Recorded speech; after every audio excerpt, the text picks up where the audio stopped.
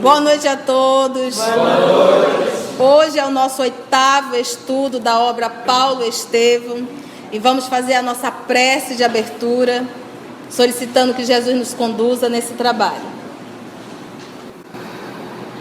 Amantíssimo Mestre Jesus, amigo, irmão, guia, modelo da humanidade. Hoje, com um pouquinho que entendemos, Senhor, podemos ter uma impressão de quanto sacrifício Tu passaste para chegar até nós, de quantos irmãos vieram em missão, de quantos corações se doaram ao sofrimento, à amargura da carne, sem mais necessitar estar aqui. Tudo para servir de exemplo, tudo para nos dar, através do Seu modo de vida, os Teus ensinamentos. Então, nesse momento, Senhor, que esse estudo, que nos mostra cada gota de suor, cada lágrima desses irmãos tão iluminados,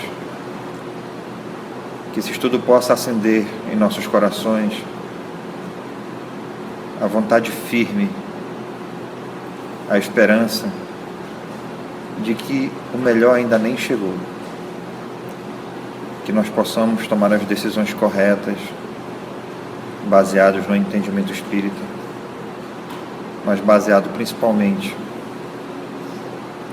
no que nós viemos aqui para fazer, ser cada vez melhores.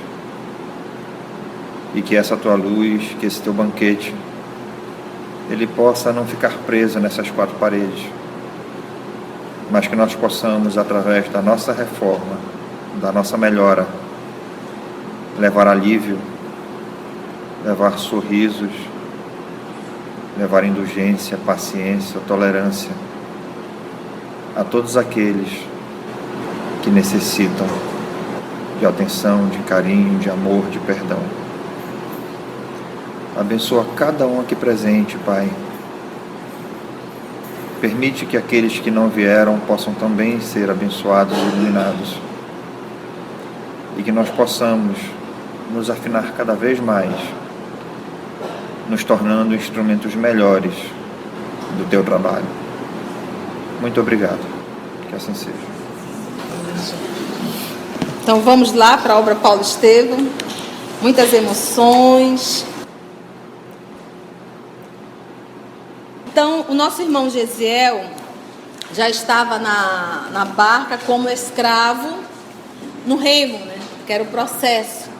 Então, ninguém saía dali vivo. Ninguém saía vivo. Então, recebemos um ilustre nesse navio, que era o Sérgio Paulo, um romano. Ele adquiriu uma enfermidade, uma febre essa que abriu feridas em todo o corpo dele, pútridas. Os amigos todos se afastaram, ninguém tinha coragem de ficar com o Sérgio Paulo. E aí o que disseram assim, bem, vamos ver algum escravo que esteja trabalhando, que pudesse, de tratos mais ou menos finos, que pudessem cuidar. E aí foi direcionado quem? Gesiel. Parece tudo isso uma coincidência, mas não é. É isso que nós estudamos bastante. Tudo na vida tem um propósito. Então, ele foi e cuidou de Sérgio Paulo como se estivesse cuidando de um próprio irmão. Então, isso é caridade, porque era o quê? Amor. Não se revoltou, porque primeiro, imagina você entrar numa sala, num quarto, encontrar alguém desalinhado, coberto em feridas, pútridas, ou seja, um mau cheiro, e ele ali banhar, vestir, ele orava em cima e cuidou.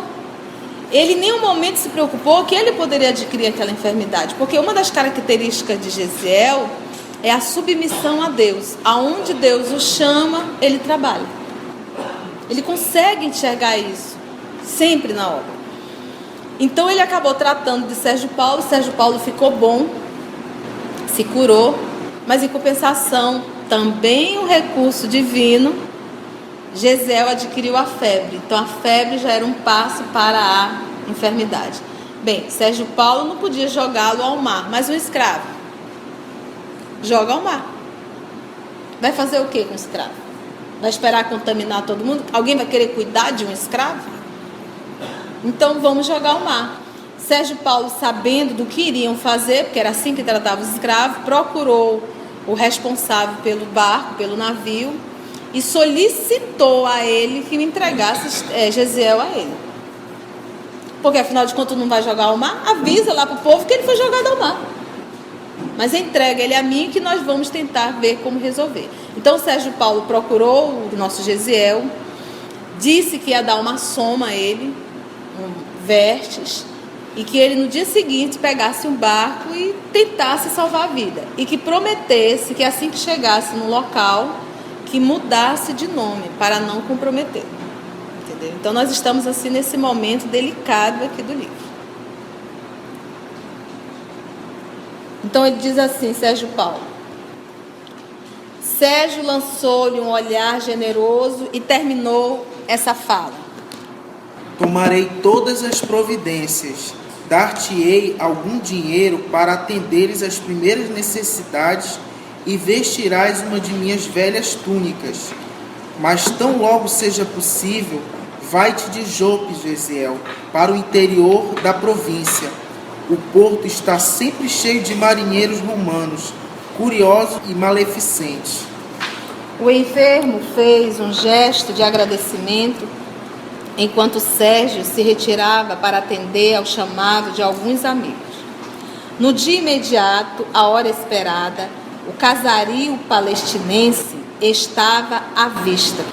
E quando luziam, que é de resplandecer, os primeiros astros da noite, pequeno batel, que seria a canoa, aproximava-se de local silencioso das margens, tripulado por 2 homens cujos vultos se perdiam na sombra. Derradeiras palavras de bom conselho e despedida. E o moço hebreu beijou comovidamente a mão do benfeitor, que voltou à galera apressado, de consciência tranquila. Então isso não poderia ser feito ao dia, tinha que ser feito à noite para sair de mansinho, para que ninguém soubesse que em verdade Gesiel estava saindo com vida do barco. E num barquinho. Mal não deram os primeiros passos, Gesiel sentou-se oprimido pelas dores gerais que lhe tomavam todo o corpo e pelo abatimento natural, consequente à febre que o consumia. Ideias confusas dançavam-lhe no cérebro. Queria pensar na aventura da libertação. Desejava fixar a imagem da irmã, que haveria de procurar no primeiro ensejo. Mas estranho torpor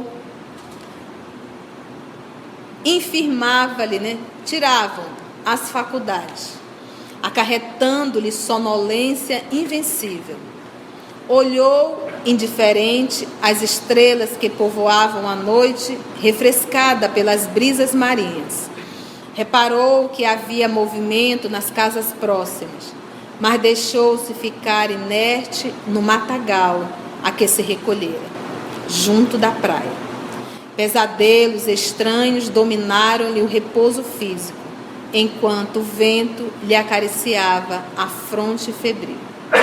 De madrugada, acordou ao contato de mãos desconhecidas que lhe revistavam atrevidamente os bolsos da túnica. Vocês entenderam? Abrindo os olhos, estremunhado, notou que os primeiros clarões da alvorada listravam os horizontes. Um homem de fisionomia astuta, inclinava-se para ele, procurando alguma coisa com ansiedade que o moço hebreu adivinhou de pronto, convencido de haver topado um desses malfeitores comuns, ávidos da bolsa alheia.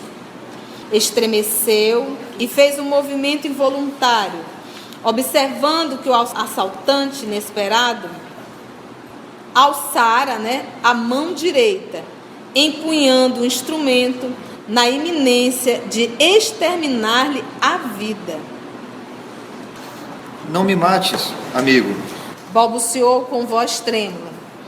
A essas palavras, ditas comovedoramente, o meliante, que seria o perverso, susteve o golpe homicida.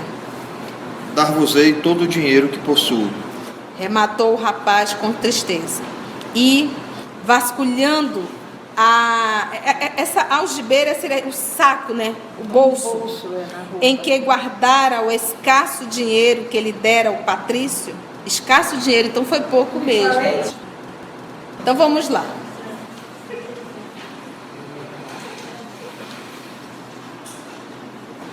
Vamos voltar aqui. E vasculhando então o bolso em que guardava o escasso dinheiro que lhe dera o patrício, tudo o entregou ao desconhecido, cujos olhos fulguraram de cobiça e prazer. Num relance, aquela fisionomia contrafeita transformava-se no semblante risonho de quem desejava aliviar e socorrer.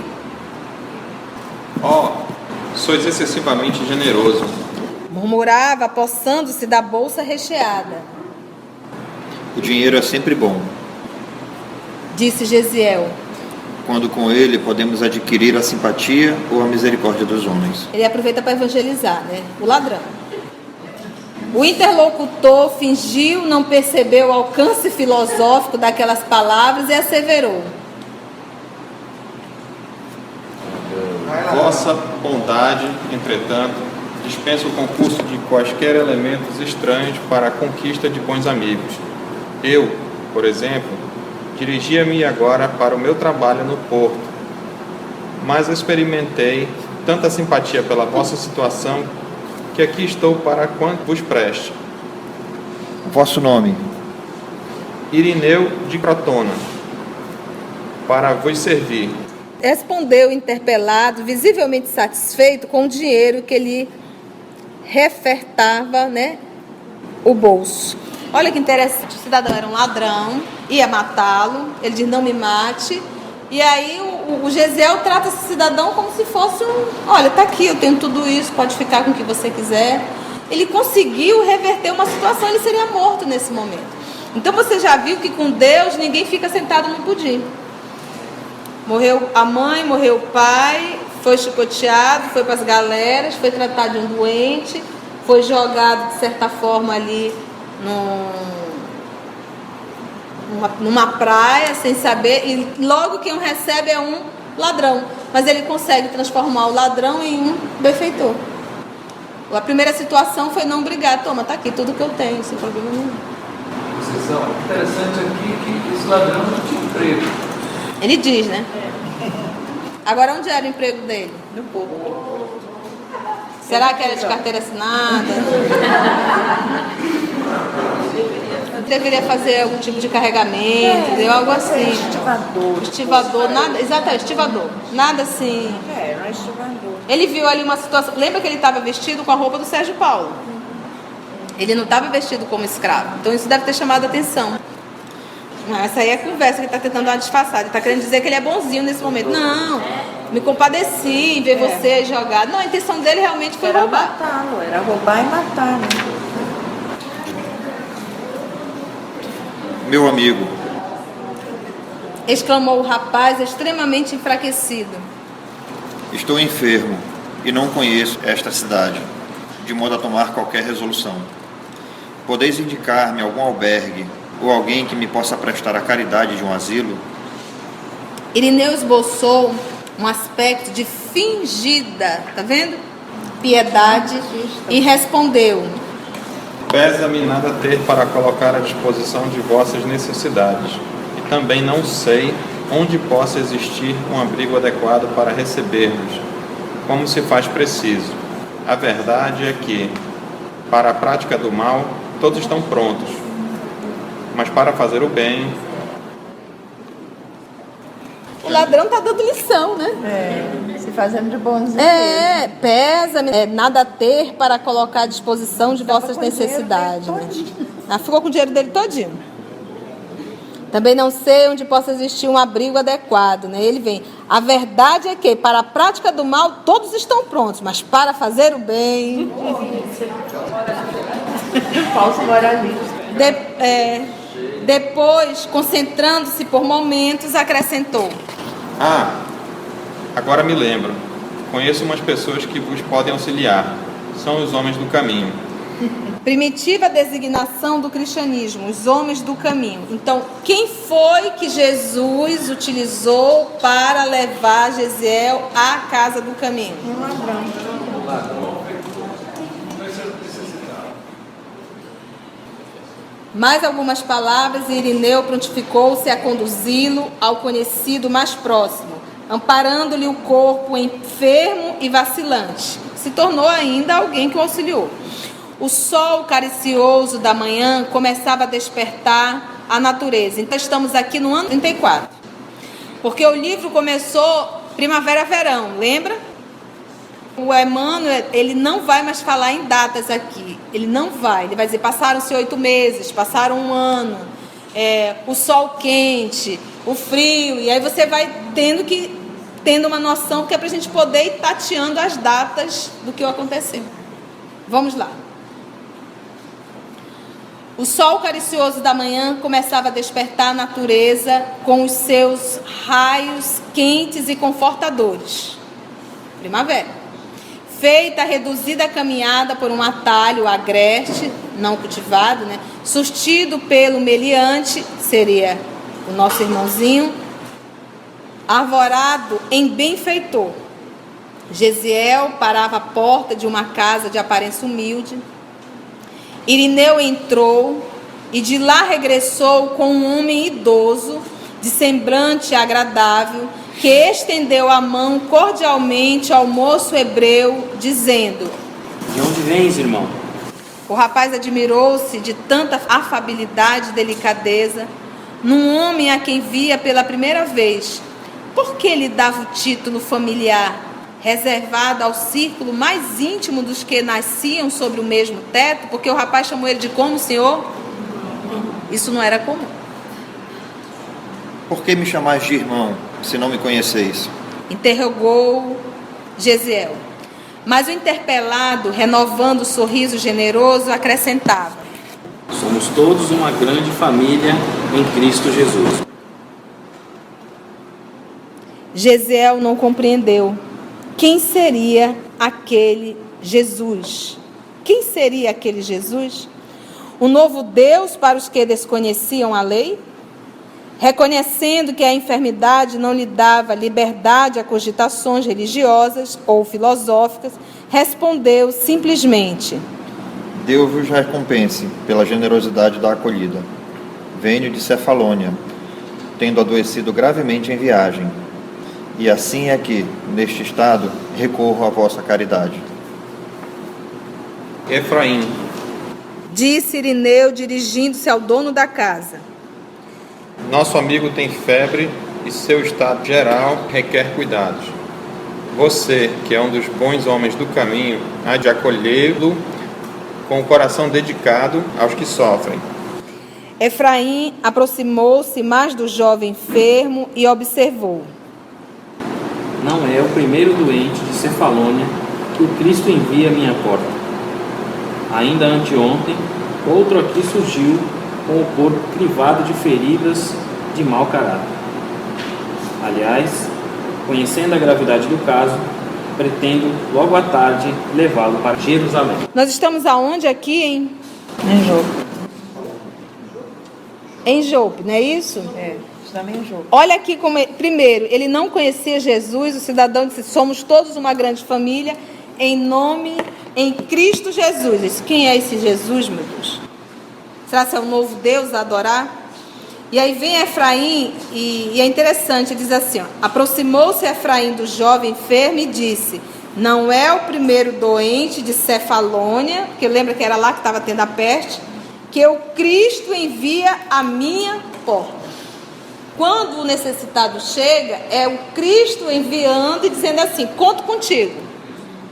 Então era assim que os cristãos da época enxergavam. Quando chega alguém para pedir um auxílio, é o Cristo pedindo. Por exemplo, às vezes, quando alguém nos procura para fazer um diálogo, eu dou nó e pingo d'água para chegar aqui e para atender. Por quê? Porque na minha concepção é o Cristo me pedindo. Então ele está contando, senão não tinha vindo. Ele está contando. Eu vou dizer não, vamos ajustar e vamos lá. Então é essa concepção que nós temos que ter. Quando alguém nos procura, seja de que ordem for, é o Cristo nos pedindo.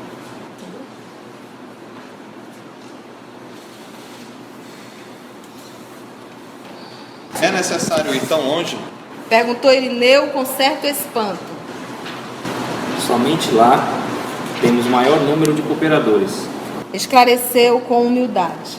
Ouvindo o que diziam e considerando a necessidade de ausentar-se do porto em obediência às recomendações do patrício, que se lhe mostrara tão amigo, restituindo a liberdade, Gesiel dirigiu-se a Efraim num apelo humilde e triste.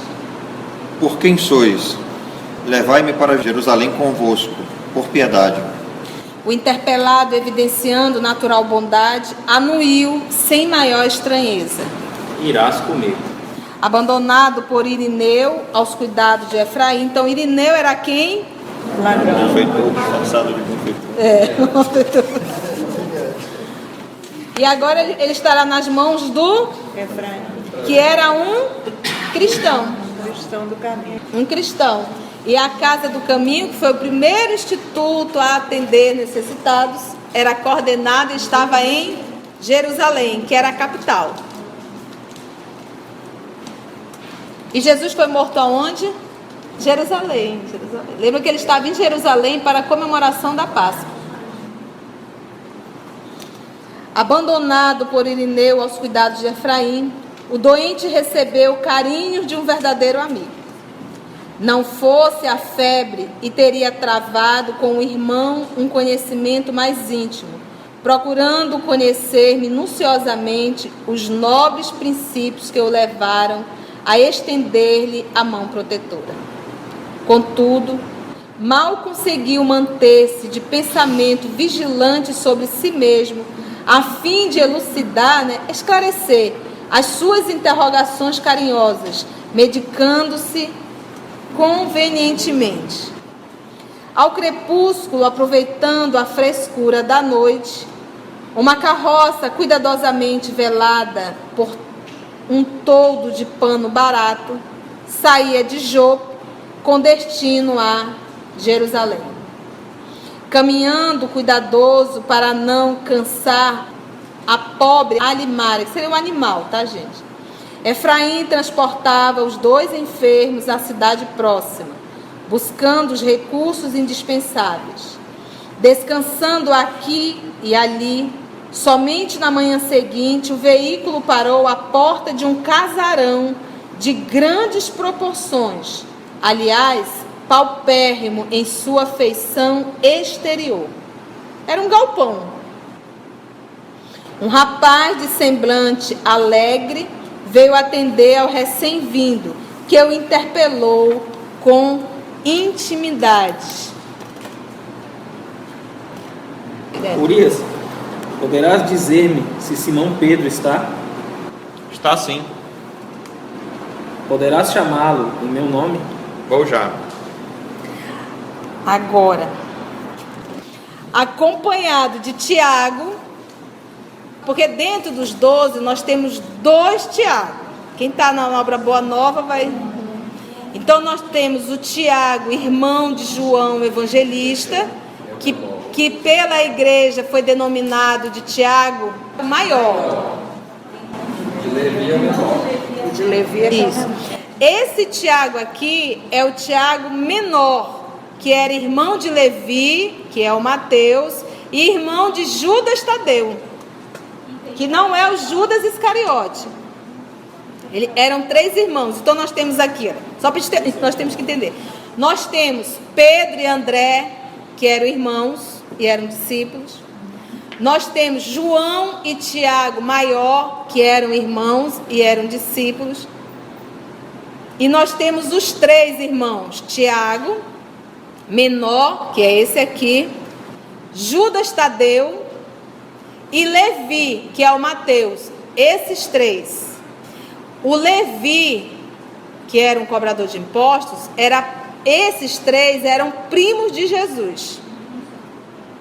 E eram chamados, porque dentro da cultura judaica, primo é chamado de irmãos. Então, eles eram chamados de irmãos do Senhor. Esses 3. Entendeu? Então, esse Tiago aqui, ele tinha uma condição financeira muito boa. Ele era irmão de Levi e a família de Levi era uma família estruturada. Eu achei até interessante que, quando Jesus voltou para a Galileia, ele poderia ter ficado na casa do primo dele, que era o Levi, que era uma casa muito bonita. Ele optou em ficar com Pedro, uma casa bem simples. E eu fiquei a me questionar por quê?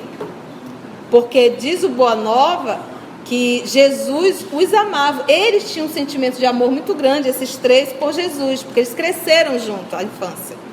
Porque talvez se Jesus tivesse ido para a casa de Levi, os simples, os necessitados não iriam se aproximar. E na casa de Pedro havia uma empatia muito maior. E eles procuravam Jesus na casa de Pedro.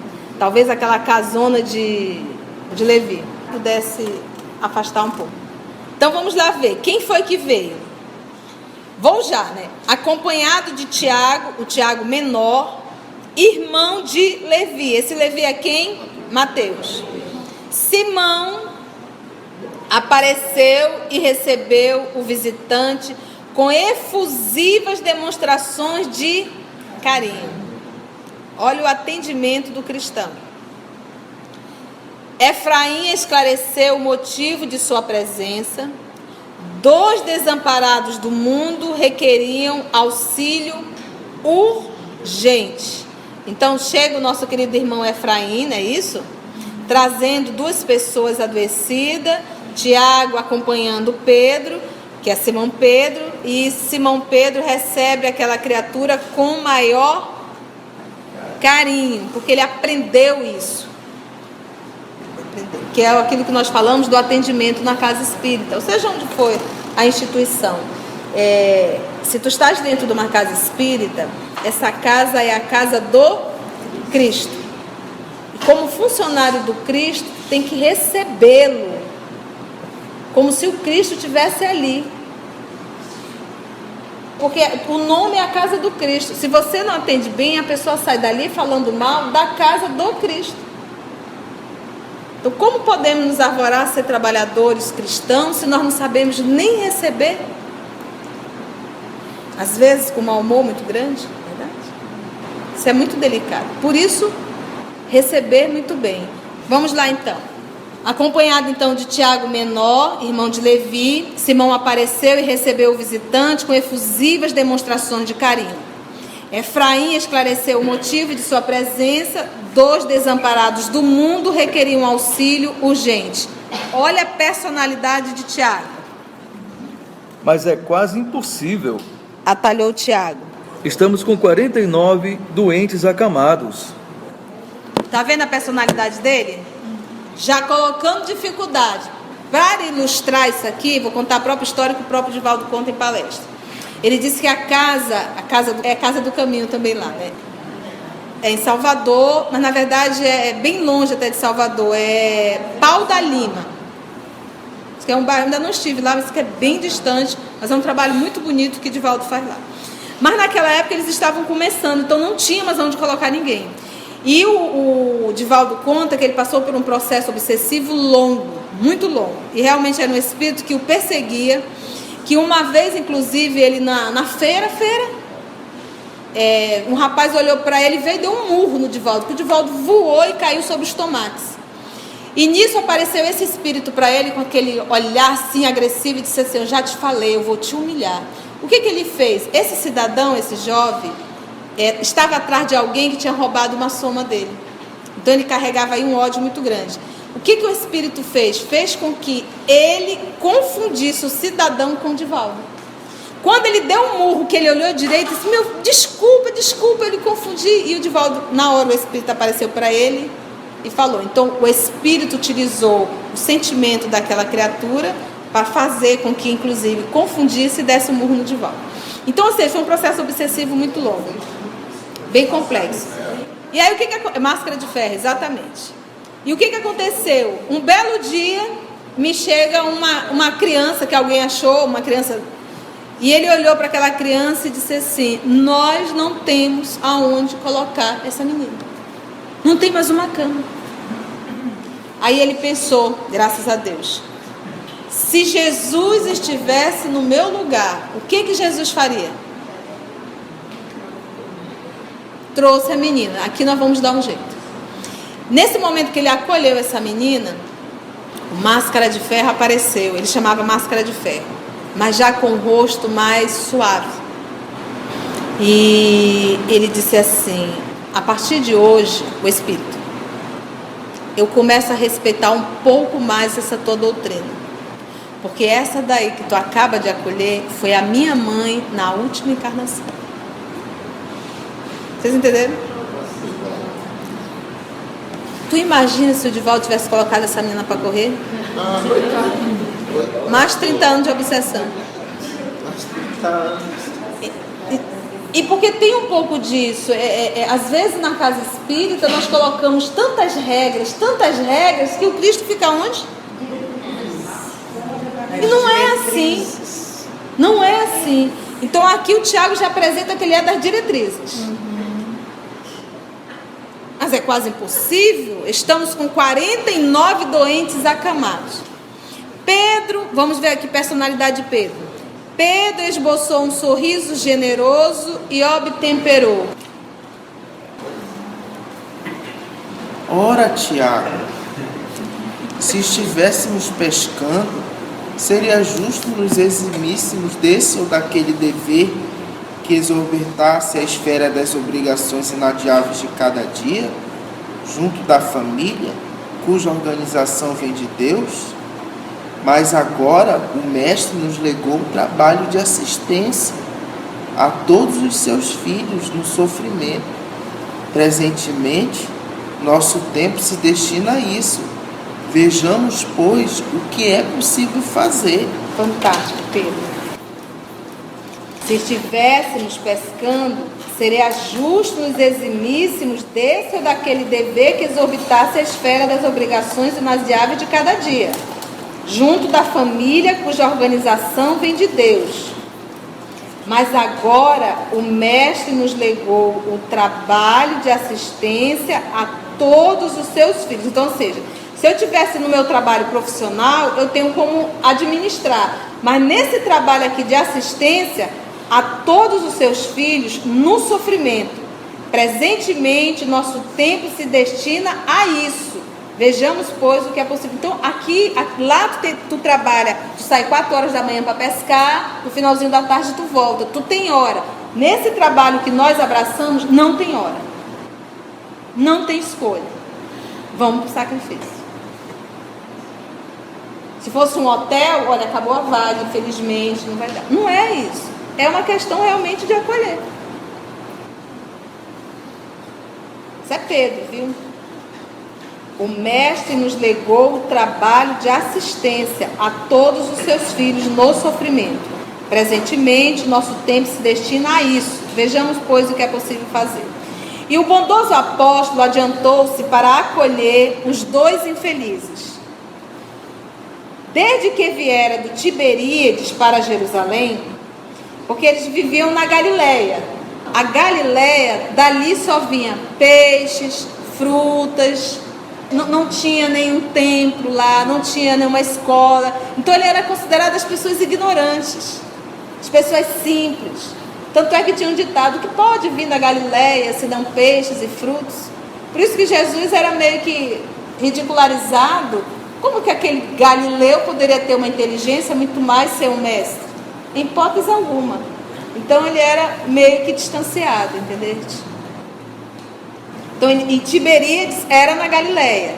Tiberíades, Magdala, aquilo ali tudo eram cidadezinhas dentro da Galileia, tá? É como se fosse um estado e as suas cidades, entendeu? Desde que viera do Tiberíades para Jerusalém, Simão transformara-se em célula central de grande movimento humanitarista. Os filósofos do mundo sempre pontificaram, falaram de cátedras confortáveis, mas nunca desceram ao plano de ação, da ação pessoal, ao lado dos mais infortunados da sorte.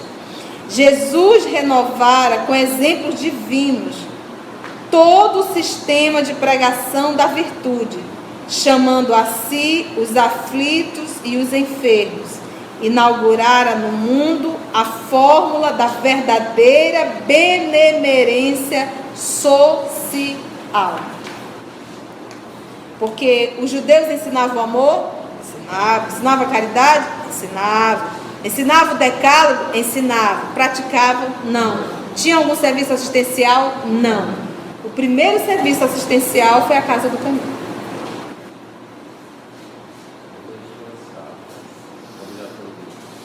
As primeiras organizações de assistência ergueram-se com o esforço dos apóstolos ao influxo amoroso das lições do Mestre.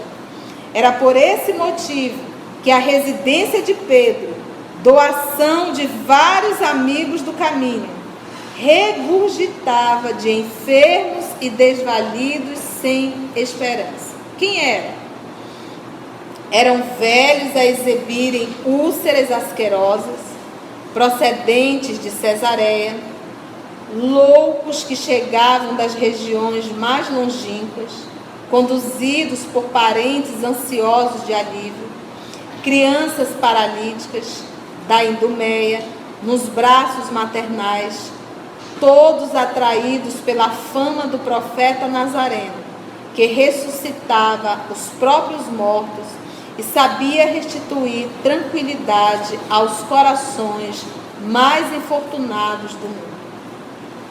Natural era que nem todos se curassem, o que obrigava o velho pescador a agasalhar consigo todos os necessitados com carinho de um pai. Vamos orar, meus amigos? Alguma dúvida mais? Podemos fazer a nossa prece? Divino amigo Jesus, amor de nossa vida,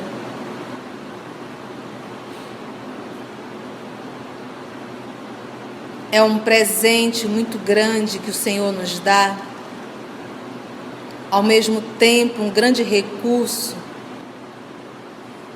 de estudarmos o Teu Evangelho à luz da doutrina espírita e de estudarmos o cristianismo primitivo dentro da obra Paulo e Estevão.